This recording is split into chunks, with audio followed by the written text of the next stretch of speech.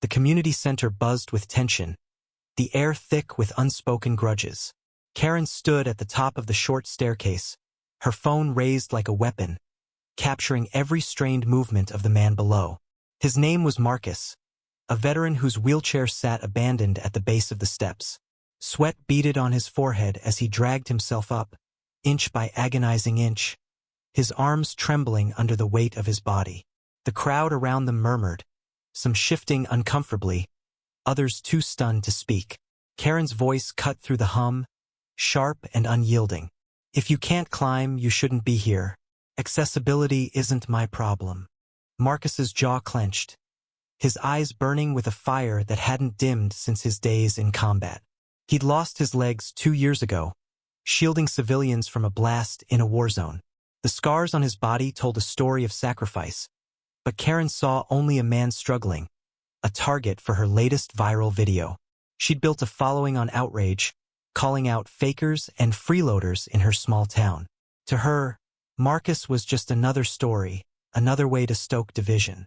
"Keep going," she taunted, zooming in. "Show us how tough you are." The onlooker, Sarah, stood frozen near the door. She'd known Marcus since high school, remembered his quiet courage even then.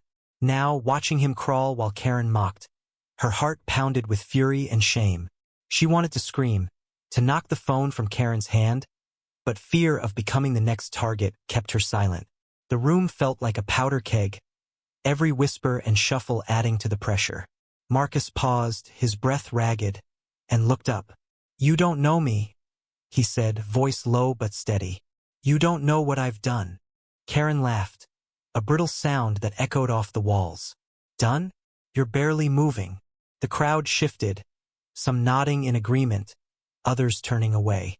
Sarah's hands balled into fists. She stepped forward, voice shaking.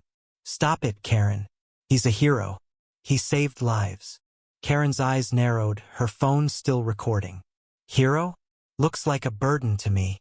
The words landed like a slap, and Marcus's face tightened. He pushed himself up one more step, his arms shaking but unyielding. "I didn't fight for you to judge me," he said, each word deliberate. "I fought for everyone." The confrontation peaked as Sarah finally lunged, grabbing Karen's arm. "Enough!" she shouted. The phone clattered to the floor, the video still running. Karen spun, her face a mask of indignation. "Don't touch me. This is my right." The room erupted, voices shouting, some defending Karen's free speech, others demanding respect for Marcus. He reached the top, collapsing against the wall, chest heaving. Sarah knelt beside him, tears in her eyes. "I'm sorry," she whispered. Marcus shook his head. "Not your fault." But the video spread. Karen's followers called Marcus a fraud. Others dug into his past, unearthing his service records. The truth hit like a tidal wave. Marcus had saved 12 lives in that blast. Karen's triumph turned to ashes. Her video, meant to shame, became a mirror reflecting her cruelty. Marcus never spoke of it again, but the town did. The community center, once a place of unity, stood divided, some vilifying Karen, others defending her ignorance. In the end, Marcus moved away, seeking peace he couldn't find there. Karen's name became synonymous with shame, her videos unwatched. The stairs remained, a silent reminder of a wound too deep to heal.